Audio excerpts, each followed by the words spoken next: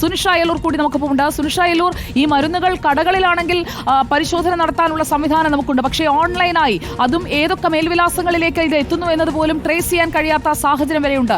ഇതിനെങ്ങനെ തടയിടാൻ കഴിയും?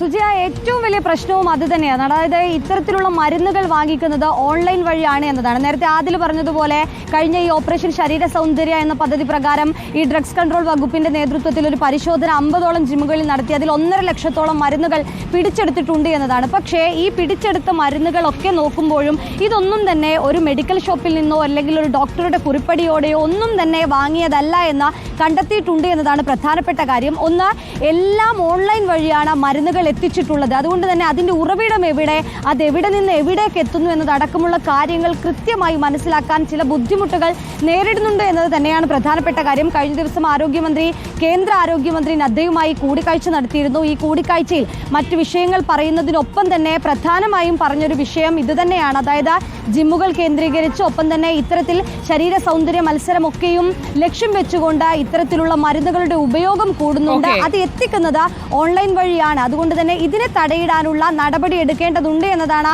ആരോഗ്യമന്ത്രിയോട് ആവശ്യപ്പെട്ടിട്ടുള്ളത്. അത്തരത്തിലുള്ള കർശന നടപടികളിലേക്ക്, പ്രധാനമായും അനബോളിക് സ്റ്റിറോയിഡ് അതുപോലുള്ള മരുന്നുകൾ അത് എത്തിക്കുന്നത് അതിന് കൃത്യമായ ഒരു മാനദണ്ഡം ഉണ്ടാകണം. ഡോക്ടറുടെ പ്രിസ്ക്രിപ്ഷൻ ഉണ്ടോ എന്നൊക്കെ ചില മരുന്നുകൾക്കൊക്കെ ഇപ്പോൾ ഓൺലൈനിൽ ചോദിക്കുന്ന ഒരു സാഹചര്യമുണ്ട്.